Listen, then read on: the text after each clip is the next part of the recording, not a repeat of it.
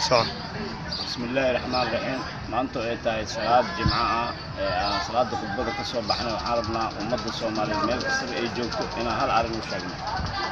Soomaaliya waxay la hagaagi weysay masiibadan Ilaahay nagu riday ee qaraxan dhibaatadan aan ugu bixiyay waa dulumka dalka ka jiro. Waxaa ka mid ah dalka waxa laga soo bilaabaa aasaaska ugu horeeyo odayaasha dhaqanka haddii odayaal faalsa ah aan weligood aabbahooda awoowayaashooda aan odayaal dhaqan noqonin cimaamada in loo xirxiro wasaaradda arrimaha gudaha teesara laga siiyo ee la dhoo Puntland loo diraa ayagana waxay soo dhisaan waxay noqonayaan kuwa tuuga ah. waxaa loo baahan yahay odayaashii dhaqanka ee soo jireenka ahaa waqtigii isticmaalka ilaa haddeertaan ilmahay dhaleen waxay sii dhaleen jooga markastana waa dhaanaa annaga caddeemadeeda iyo waa haynaa iyo aqoonsigooda.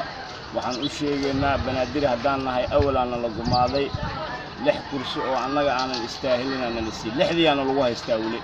6diya waxaa la leeyahay reer banaadir si xor kuma qaadanayaan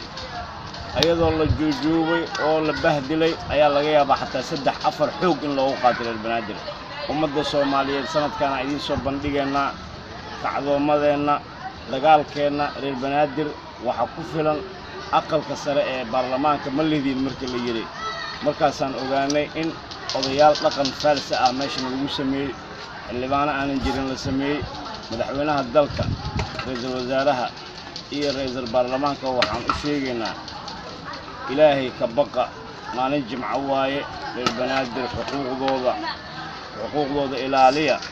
xuquuqdooda ilaaliya nimanka horboodaya cimaamada xirteen annaga wax imaam la yiraahdo ma qabno malaaqan qabnaa malaaqina waa joogaa. waxaan kale u sheegaynaa dawladda Puntland boqorka daarood dambi weyn oo reer banaadir ka galay madaxweyne Cabdiweli Gaasna dambi weyn oo banaadir ka gashay odayaal aanan matalin afmiinshaara ah ayaa ka xeysatay oo shacabkana matalin. haddaa rabtaan isbartiibadan idinku soo bandhigaynaa wax kulligooda in aysan odayaal sax ahayn